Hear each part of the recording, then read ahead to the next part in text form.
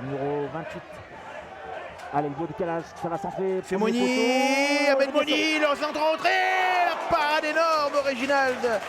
Fofana qui sera un corner rentrant, c'est bien tiré, premier poteau. Ouais, c'est même très bien tiré. Ça tergivère, c'est pas terminé. Je crois que ça a touché le poteau. Oh là là, oh, le cafouillage. Oh, le sauvetage sur la ligne, c'est pas terminé pour les Cristallins qui vont pouvoir peut-être prendre le tir, mais la défense devant leur public. Allez, c'est parti. Avec Fofana, c'est parti. Le corner, la tête, l'arrêt de Pérez et la barre transversale derrière. C'est pas fini. C'est pas terminé. Et la main dans la surface, non, c'est contré. Le centre, deuxième poteau et ça va sortir.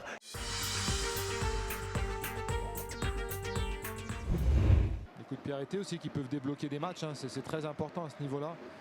Parce que quand il y a des matchs fermés, voilà, il suffit d'un corner bien frappé. Comme là par exemple, avec l'ouverture du score, c'est Pierre Lemonnier. Super bien frappé. En capitaine, il vient montrer l'exemple pour aller chercher peut-être la première victoire du Mans FC cette saison.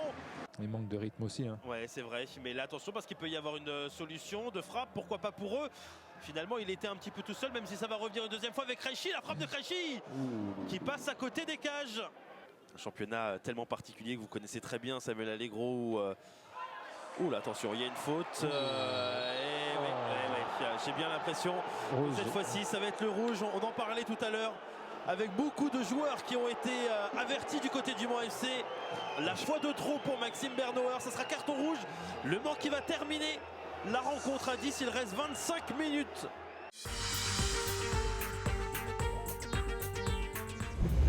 Il y a de la qualité technique, c'est un match qui se déroule parfaitement, il y a des actions. Et attention parce que là, Haddad, il est rentré dans la surface de réparation, la frappe, oh, le poteau, c'est peut-être pas fini. Encore Haddad. Avec Manoubi Haddad une deuxième fois, cette fois ça va être ressorti, la petite faute d'Haddad en supériorité numérique avec Romain Taillant pour Mathéo Remars, c'est bien fait. Remars sur le côté, le bon centre, pourquoi pas, la tête d'Othman Dadoud, la barre transversale, c'est pas fini, c'est repoussé une première fois, ça va revenir la frappe et cette fois ça sera...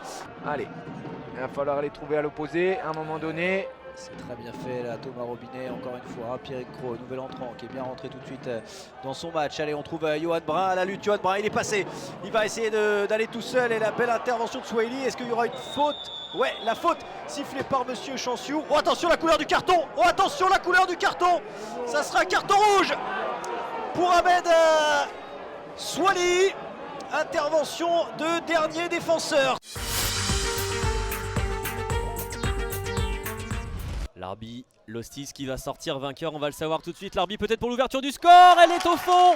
L'ouverture du score pour le SO Cholet. Oh, attendez, on est déjà en direct finalement parce qu'on a contré à toute vitesse. Oh, c'était rapide, est-ce qu'il va y avoir un penalty? C'est parti, l'égalisation peut-être au bout des pieds d'Issa Soumaré.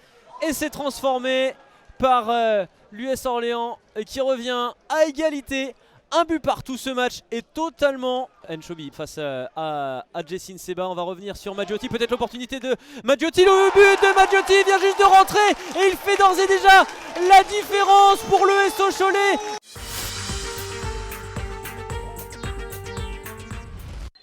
Attention, c'est Pierre Charles qui joue à une combinaison avec Arrojo dans la surface de réparation.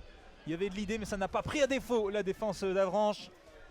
Tunkara qui est sur la gauche de la surface de réparation. Tunkara, le passement de jambe, il essaye de passer, la frappe! Et c'est claqué!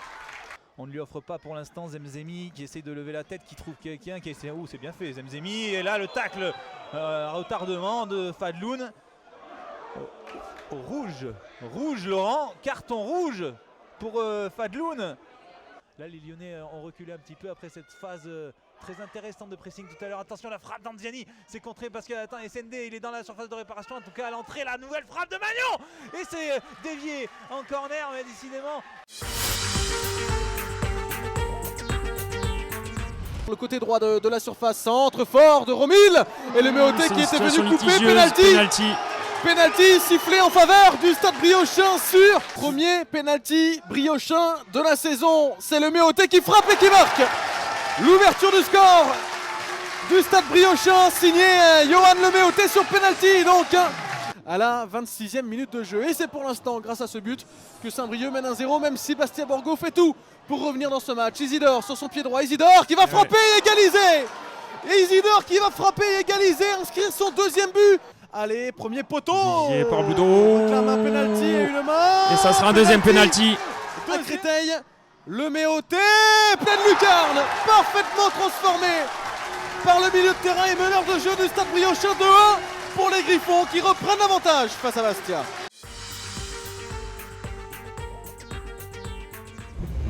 Le côté gauche où attaque notamment actuellement la Durand, le centre dans la boîte, attention dans la foulée et l'ouverture du score, le voilà le premier but sous ces nouvelles couleurs, on en parlait à l'instant, Benjamin Gomel qui ouvre la marque pour le Red Star, 1-0. Jimmy Roy, elle est magnifique, le poteau. Oh quelle occasion. C'est peut-être pas terminé là avec cette récupération. La frappe en force de Durand. Le voilà le deuxième but. Et cette fois-ci la cabane est tombée sur le chien, 85e minute de jeu. Le Red Star la tient.